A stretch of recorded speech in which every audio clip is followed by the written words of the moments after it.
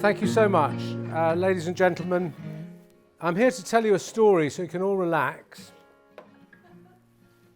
But it's a story about what is truly possible to achieve together.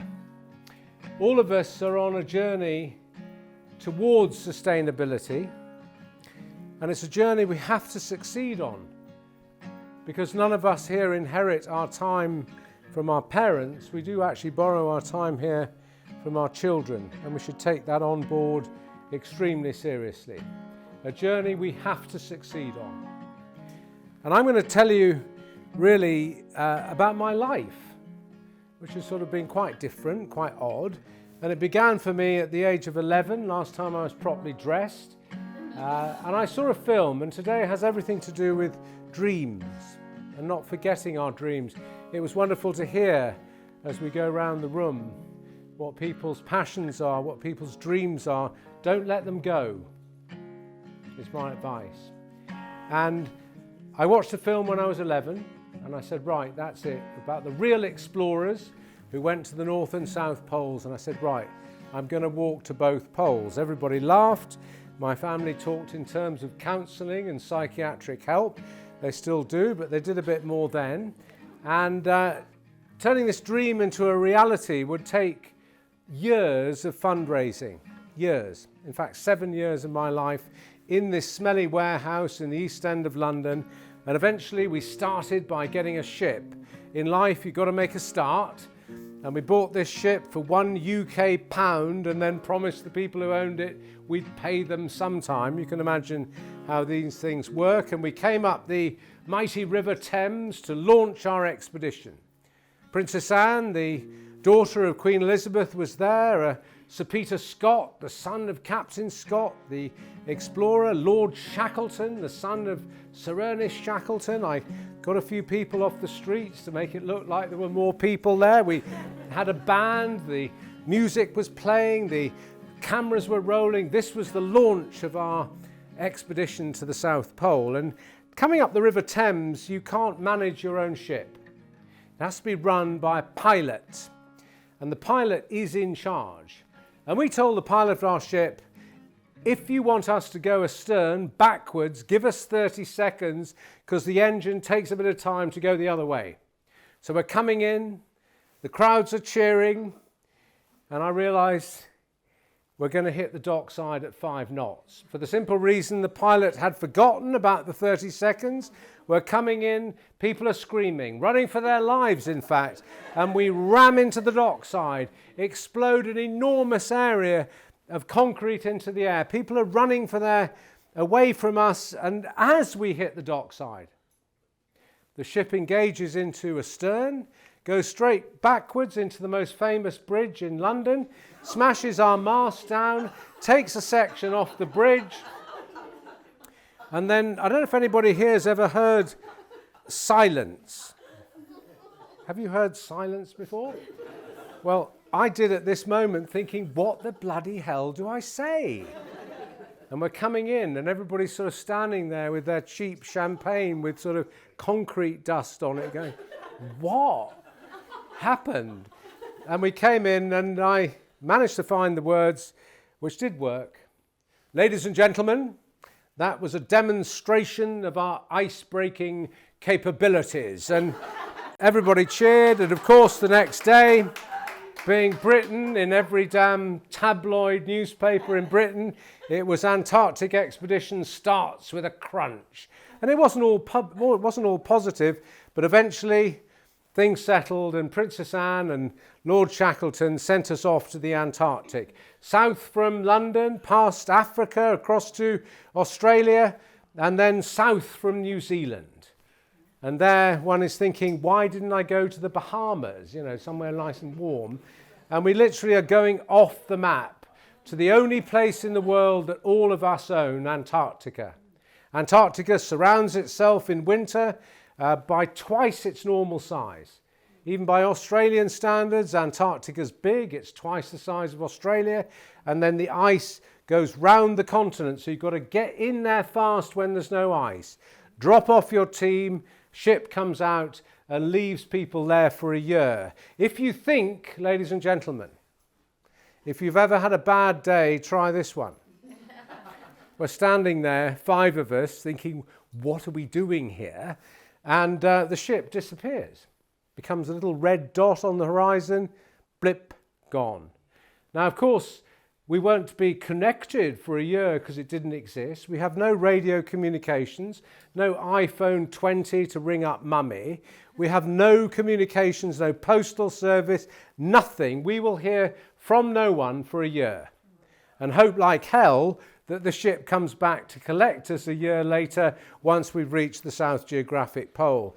5 of us go into a tiny little box and we wait 9.5 months inside that hut. Then 3 of us lay out our equipment, panicking. More people had stood on the moon than had walked to the pole. We were the first to go there since Scott, Shackleton and Amundsen, 100 years before us. Every expert said, you're going to die.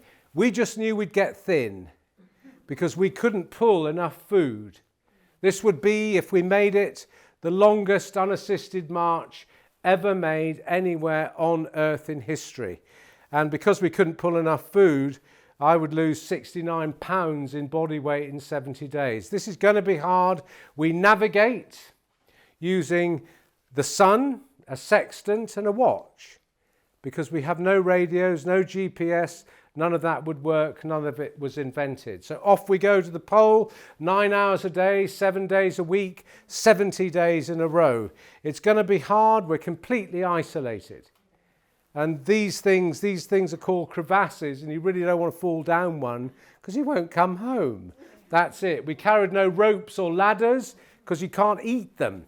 So if you go in, you hope you die, because it would be a bad day to get to the bottom and look up at your 2 friends and wave goodbye when you're 200 foot down a hole. But we found trust. And I don't in any way wish to be pedantic in this, but I believe we are losing trust in this world. People do not believe much that anybody says anymore. And I don't think one's much if you don't have trust. And we had to have it, or I wouldn't be standing here, we'd be dead. So we found trust, came through these crevasses, are now standing in an area, even by the standards of the United States of America. This is big. We're in an area, just one section of Antarctica, exactly the size of the USA. And we're the only people standing there. Think of that. A bit lonely. Next time you fly across the United States, think of that. And now we're getting weak. If you twist your ankle, break a leg, the other's too weak to pull you on the sledge, so you're left to die if you can't walk. And that's it. It's a pretty good reason not to twist your ankle, trust me. And I'd never really thought about the environment. I thought somebody else would deal with that. And I went to the South Pole, honestly, because it went down well with girls at parties. I just wanted to do this thing, right? But I thought at this stage that we were standing on 16,000 feet of ice, 90% of all the world's ice, it's there. 70% of all the world's fresh water, it's there. And if we continue to melt it, we're going to swim. The sea level round the world would rise by an estimated 500 feet. So we need to think, and I say, continue to melt it. We're now closing in on the South Pole, and according to our plans, remember, Southern Quest now should be coming back. We don't know because we have no communications. They should be unloading a small aeroplane. Michael would have liked it, a Cessna 185, which will fly to the South Pole to collect us, if they find us, back to the ship and do something that we promised to do. My patron for this was Jacques Cousteau. And Jacques Cousteau gave me credibility. And you know, one of the greatest things that all of you as important leaders can do, give people credibility. It costs you nothing.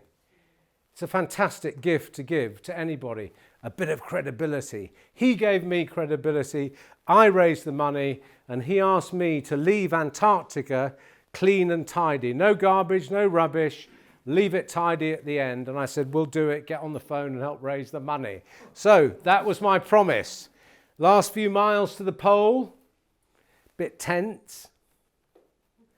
Now, if we'd made one mistake on calculations, We could have missed the pole by 80 miles. Arrived there, no food, dead. But I was with two people who could navigate. I can't very well. But Roger and Gareth could. 300 yards off course, 900 miles on foot, sun sextant and watch. Terrific effort of navigation. And there is the South Geographic Pole. We stood, three of us, and were really happy about what we'd done, not me. This story moved very quickly from I to we. And we were so proud of this moment, but it didn't last long. The base commander from the South Pole came out and said, "Sorry guys, your ship just sank." Oh, no. Just the sort of thing you want to hear when you've walked 900 miles to the South Pole, that your ship sank 5 minutes earlier. Not 5 hours, but 5 minutes. And this was the first thing we'd heard in a year. Most important thing is everybody was safe. But I've got a few problems. You can't insure a ship this far south. No one will touch you. And I promised my fabulous, saintly bank manager that I would pay off considerable debts to him by selling the ship when we got home. So I couldn't sell the ship. I go bankrupt. I lose my house. I lose my savings. But that didn't really matter. What really mattered is that we'd made a promise to Jacques Cousteau to try and leave Antarctica clean and tidy. Slightly tricky, 60 tons of equipment, 3,000 miles from civilization, bit of a swim. So I think in a world where words don't seem to matter as much as they used to, sorry to sound a bit boring, but I think words should matter. And it took a huge battle. People had to stay in Antarctica another year. Think of that. No one's ever paid. And eventually I got another ship in, cleared the rubbish and did the job. Delivered that promise to Jacques Cousteau. And I, as a team, we're so proud of that. It cost everything. And something else happened to me walking to the South Pole that brought me here this evening. And it hurt. My eyes changed colour in 70 days through damage. Our faces blistered out, the skin ripped away from our faces, and we had no idea why. Blisters in your eyes are quite painful, actually. Got home and thought, what happened to us? Well, we were told by NASA, yep, you guys just walked under a hole in the ozone layer. It was discovered while you were walking. Fabulous! And in those days, you didn't have sort of fancy Oakley goggles and all that stuff. Our dark glasses were appalling. And the ultraviolet rays had come through, hit the ice, bounced back and fried the hell out of us. And I tried to tell everybody. And no one would listen. Without an ozone layer, nothing would have grown on the planet. No plants, nothing. But people sort of said, whatever. But eventually, they did listen, not just to me. And it's one of the great success stories. We live in a world where often we feel we can't do anything. Well, we can. Governments got together, signed the Montreal Protocol, no more CFC gases, hole in the ozone is actually fixing itself. Ask yourself honestly, do you know that? Probably you don't. If the hole in the ozone was getting bigger, you'd know. Often we don't focus enough on good news. And that is one of the great success stories of our survival on the planet. Fantastic. Now it was time to head north. Yep, I could pay off my debts, $1.2 million, and I never had a job, and reach the North Pole and make the dream come true. Well, the first bit wouldn't happen, but hopefully the second bit would. So off we go. This time it's like going down to the beach, stepping off sand onto ice and walking 700 miles towards Australia across the ocean. So it's the Arctic Ocean you're going across. The ice at the South Pole is ice on land. So off we go, 8 of us from 7 different nations. Very hard physical work, the North Pole. It's like somebody, well it is actually, it is a frozen ocean as if it would look in a hurricane. And it's very, very hard physical work and desperately, desperately cold. The coldest day we had was minus 86, quite chilly. But off we went, and this would be our home for 56 nights in a row. And we had to learn patience in the hut. As you can see there, Darrell on the right, who would become the first American to walk to the North Pole. Look how much he really liked Rupert's music. Not an awful lot. But it was a pretty grim experience to be in a hut, but we came through it. And we're now 642 miles from land, out to sea. And we're so near the pole. And I'm thinking, yes, I'll never have to do this again, ever. We're so near. And then everything we had planned for promptly goes wrong. Disaster strikes, the entire ocean breaks up under our feet. This is the Arctic Ocean. It should look like this in August, but this happened to us in April. Let me underline to you now that you can no longer walk to the North Pole. There is no more ice there. There's a thought. So if anybody ever says, well, I don't believe climate change is happening, send them to me. And I'll say, right, let's start walking to the North Pole and get the old swimming costume on, you know. It's happening. Now, 30 years ago, words like climate change, global warming, ESG, all those words didn't exist. So we weren't thinking, oh, it's climate change. We're thinking, great, we're dead. Because no one can get to us. And this had never happened before. So what we do to stay alive is cheat time. Because it's always daylight at the North Pole, we can now run 40-hour days. And it's going to rip the team apart. I took the photograph out because we have young people here, but people literally fall to bits. People's heels drop off, they get terrible frostbite. It's a battle. We hold it together and we get to the North Pole, 90 degrees north, job done. Good thing about the North Pole, girls, is every direction is due south. No matter which way you go, it's south. And it was a great moment because we had done this. Not me. Yes, I became the first person in history stupid enough to walk to both poles. Yes, but we'd done it. 8 of us from 7 nations, and we flew a flag which I still think is reasonably important. Although they're rather annoying sometimes and don't really do that much, we still should support the United Nations. Went back home, you might recognise him now, the great Jacques Cousteau, didn't say anything like, well done, Robert, thanks for removing the rubbish from the Antarctic. Congratulations on walking to both poles. He didn't say any of that. He looked at me and he said, what are you doing for the next 50 years? I said, well, give us a cup of tea and tell me. So he sat me down and he gave us, not me, us, a 50-year mission 32 years ago. And the mission's quite simple.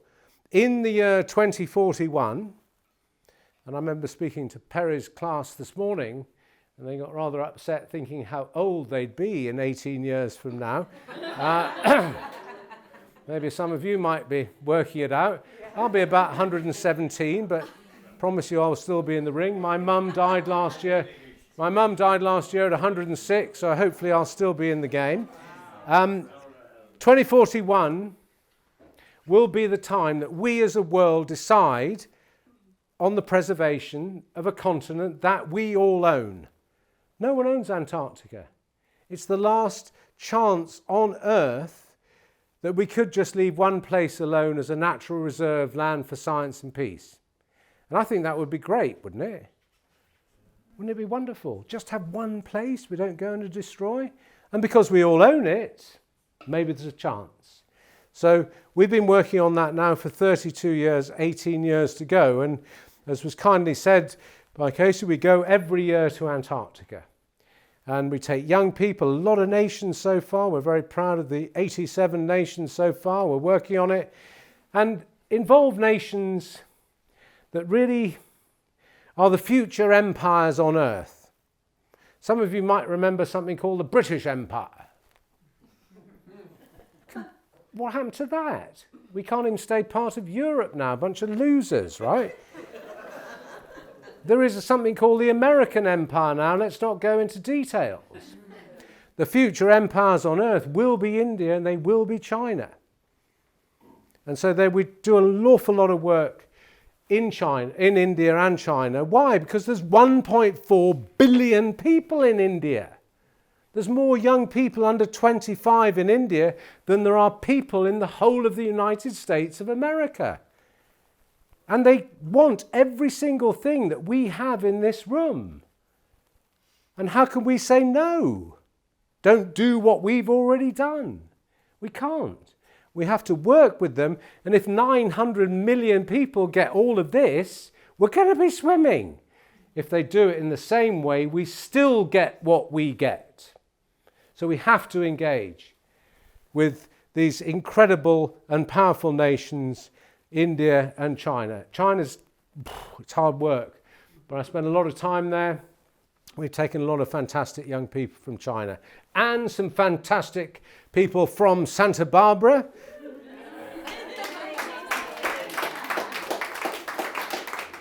And Caitlin, where are you at the back there? And Farah here.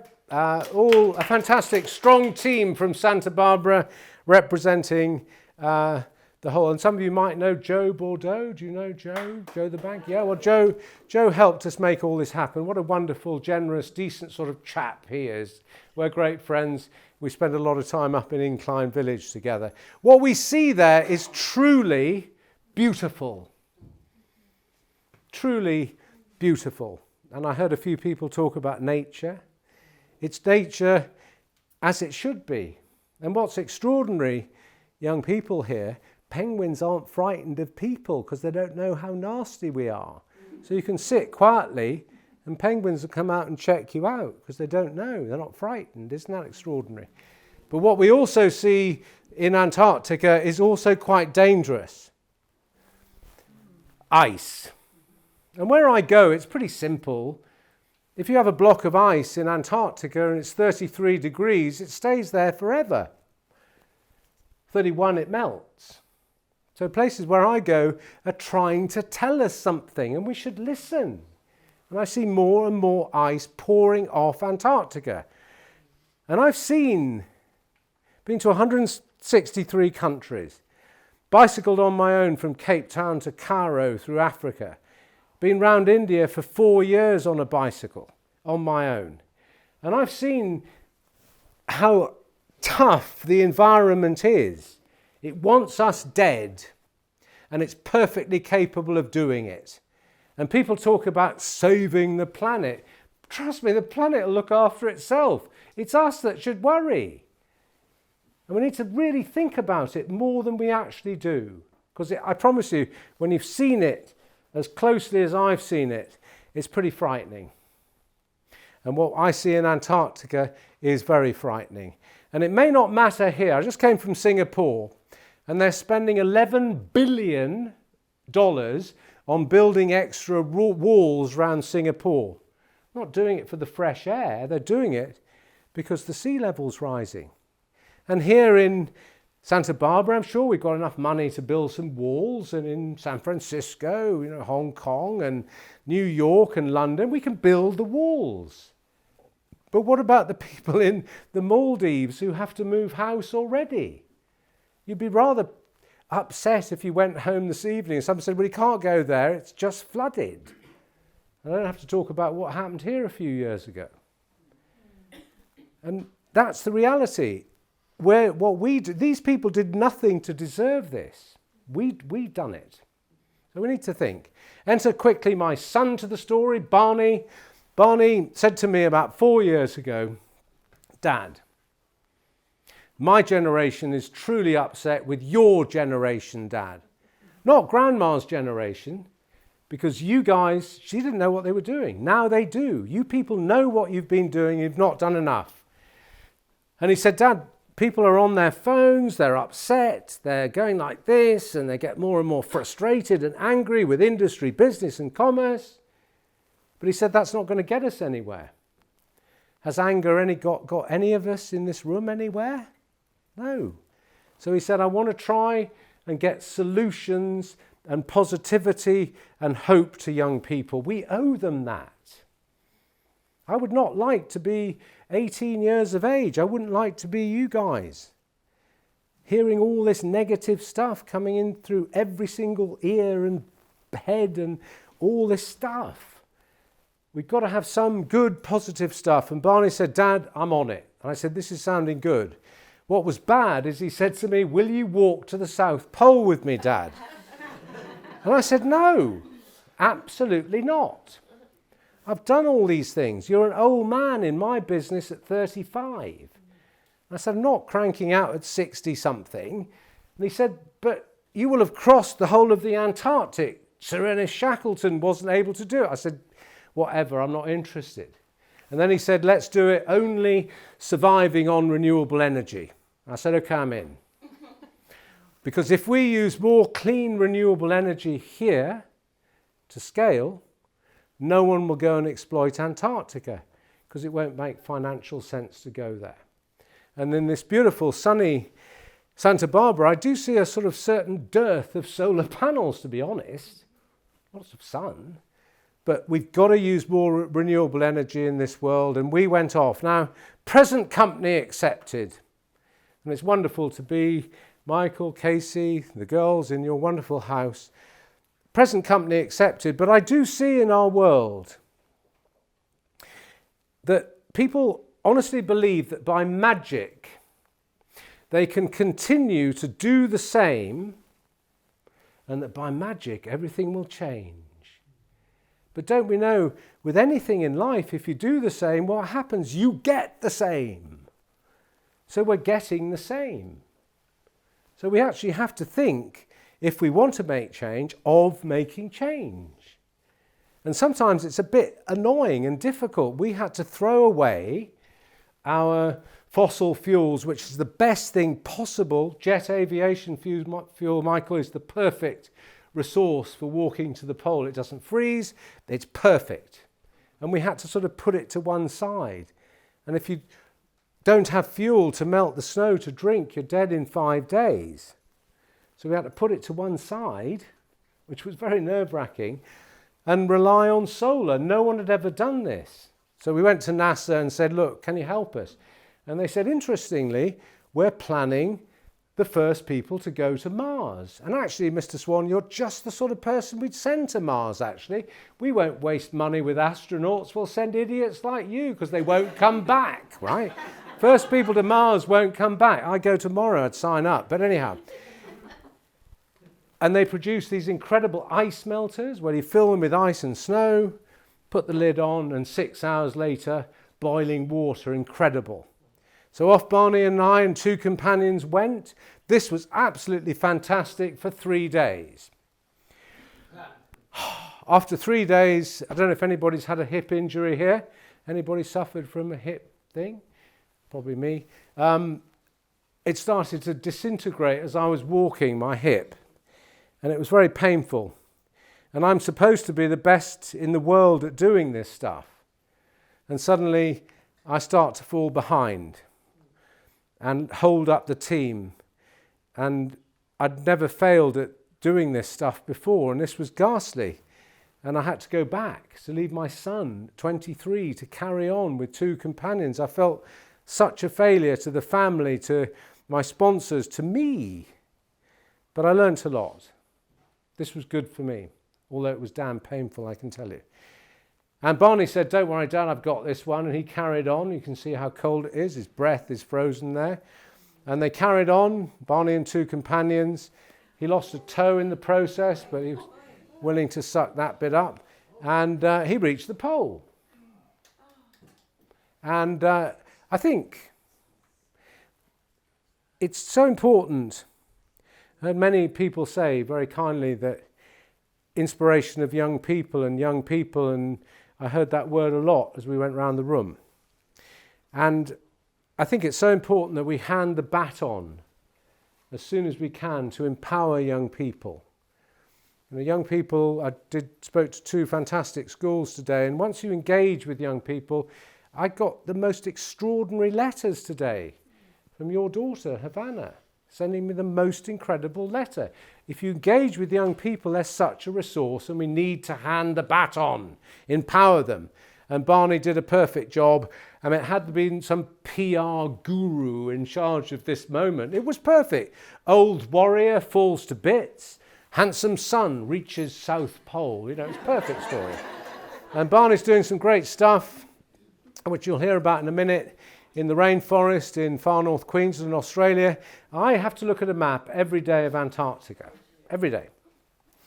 And I was thinking, I can't look at a map of Antarctica and there were 300 miles to go on the journey.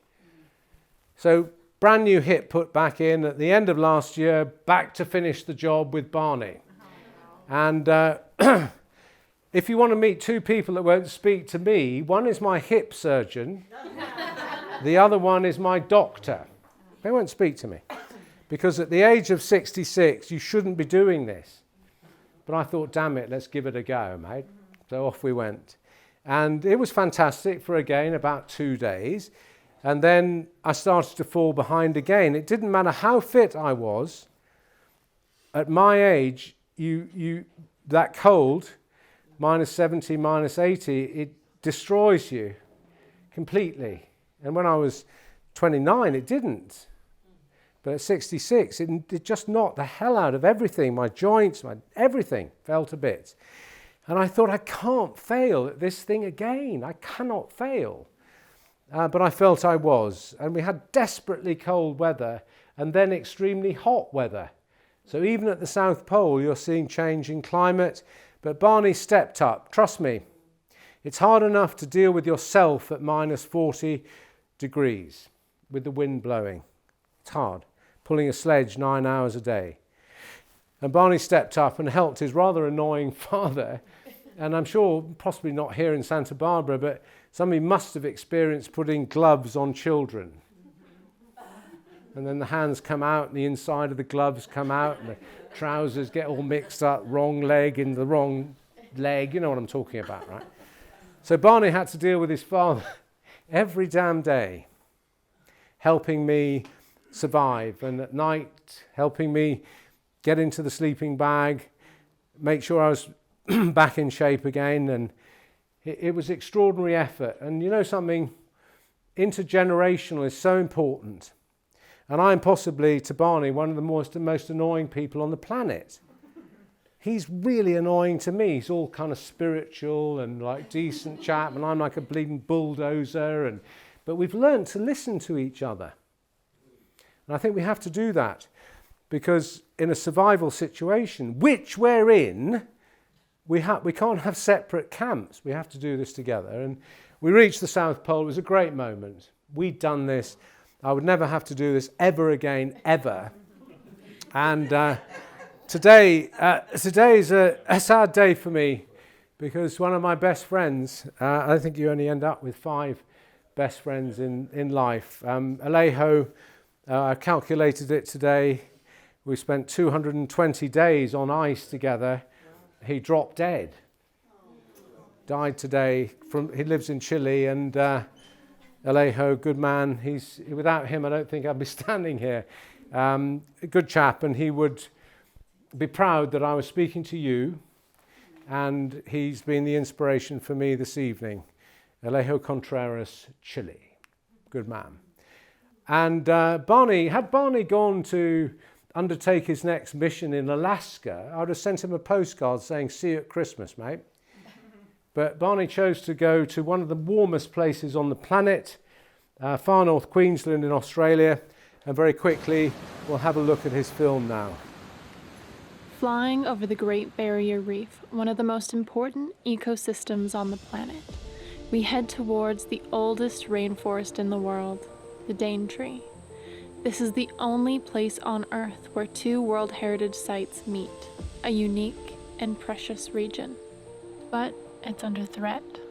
I recently returned from the South Geographic Pole with my son Barney, and I find myself here in the oldest rainforest on the planet. And I've come to see what Barney and his team of young people are undertaking. Barney, it is so much hotter here than the South Geographic Pole.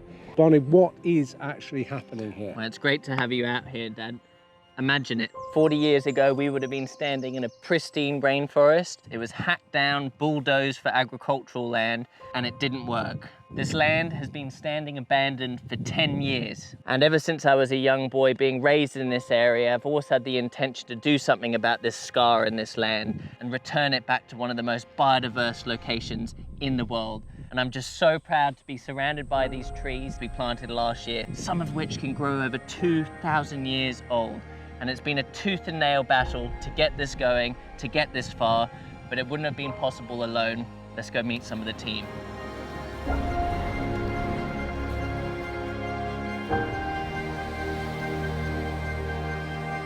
Hello, my name is Liana. I am the nursery manager here at Climate Force. Hi, my name's Rob and I'm Environmental Land Manager out here at Climate Force. Hi, I'm Tom and I run Operations and Logistics. Hi, I'm Jack. I'm the Research Director here at Climate Force. Hello, I'm Valeria and I'm a Research Assistant. It's so exciting that we're leveraging cutting-edge technology to build out the trust on the impact that we're creating.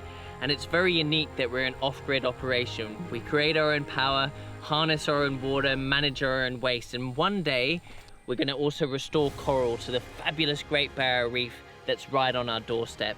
And on a personal level, I'm just so proud that we're authentically working with the traditional owners of this land. And they've got thousands of years of knowledge, and it's really exciting to be working with them as we convert this overgrown mess back to a healthy, biodiverse forest. Well, Bonnie, this is impressive to say the least, but it sounds truly exhausting. And I have to ask you, what's next? Well, we've come so far in this last 2 years, but we've only secured half of the land that we're currently sitting on, and we really need to make sure that we have the totality of this to continue to regenerate successfully so we can build out the data and really create a blueprint on what we're doing here that's relevant to Asia Pacific and other forests in need globally.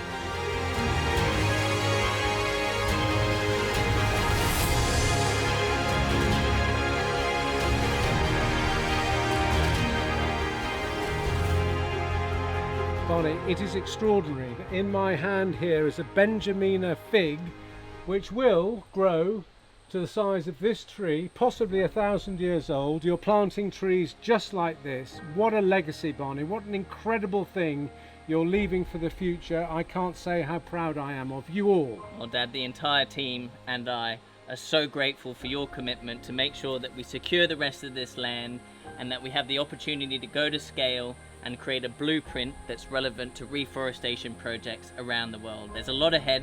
Let's make it happen.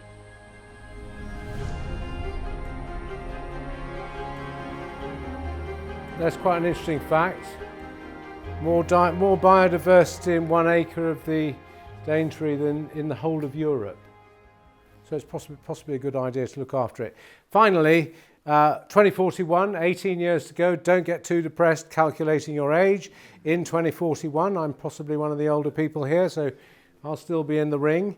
And we need to make sure that we preserve it. And part of what we've done with the help of Casey, Caitlin, Telea, the whole team, we've got a great schools program for 5 to 11-year-olds, which is free. And it's really exciting and it's really good because there's not one person on the planet, even an old person like me, that doesn't like penguins, right? So it's really good. And I think all of you are people that understand investment. I don't really understand investment. I'm not very good at it, but I understand investing myself. And in 2025, I'm going back to Antarctica, no walking allowed, to live in our base camp there for 5 months on my own, surviving only on renewable energy. It's never been done. And because of Mr. Musk, who I have sort of ambivalent feelings sometimes about, but his Starlink thing means that I'll be able to communicate with, my target is 1 billion young people. And because young people, without being rude, are really quite interested in how I'm going to cook, because I'm really useless at that. You know, what am I going to do with my poo? What am I going to do with this? It's going to be a fascinating time, and I feel that it's important to have really positive messages coming out from Antarctica, that if I can do this, anybody can do anything. And that's going to be in 2025 in Antarctica. So round about July 2025, if you think you're having a bad day, you're not. I am. So thank you all very much. Again, thanks to the family. Wow. Got half a minute to go, and that, that tree, sorry, my back sort of seems to have blown up. I better go to the Antarctic to fix it. That tree, the Benjamina fig, think about when it started growing was in 1023. There's an idea. And some of the other trees that are in that forest might be 2,000 years old. My maths is not good enough to go back that far, but it's an amazing thing what he's doing. I don't have any money. Our family doesn't have any money, but we've invested everything we have in this project. And I'll tell you why. Because I think it's hopeful. And often people say to me, well, what do you do, Rob? And I said, well, no idea really, but I think I might be in the hope business. And I think that's an important thing. So we've battled really, really hard this year, and any contributions that could be made towards securing the rest of that land, we'd be very, very grateful to chat about. And it's just as Michael said, it's just tooth and nail. It's not called the rainforest because of the word. It actually rains 20 feet a year. So it's quite a rough place to be. Not as cold as the South Pole, but it's quite a rough place. And they're taking it on. And I love the idea that people in Southeast Asia who are cutting down millions of acres of rainforest, they're not doing it because they wake up in the morning and think, oh, that would be fun. They're doing it for money. It's not their fault. And therefore, what Barney's trying to do is to show a business model that I'm sure lots of people here would agree with, to say you can not cut it down and still make money through carbon credits, biodiversity credits, all kinds of different things. So he's trying not to just be like, hey man, let's kind of replant the rainforest and it's really cool. No, he's trying to be business-like about it, so other people possibly can take his model and make it work.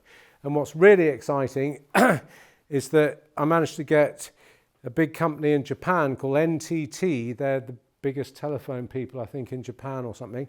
But they're great people, and they're going to make Barney's rainforest the first smart rainforest on the planet. Just like you're in a smart city here, so if the traffic lights go off on one of these strange street signs that look quite odd to me, you know what I'm talking about. And if it goes out one place, there's somebody monitoring that, and they can sort of do this and do that. So Barney's rainforest will be the world's first smart rainforest. So people, young people especially, can go in there and actually see what's happening, which I think is really exciting. And that model and that data can be then used by other forests, as Barney says, in need. So we're giving it a go, as they say in Australia, mate. We're giving it a go and doing our very, very best. And I can't thank, if Michael and I were given enough time, we'd spend the whole time in his garage. Have you ever been to Michael's garage? We're not having tours. It's spot on. And Michael has inspired me when I'm in that hut on my own in Antarctica that I'm going to be learning how to do Morse code and doing all kinds of exciting things that I didn't still existed. So Michael, thanks for that inspiration. Really good.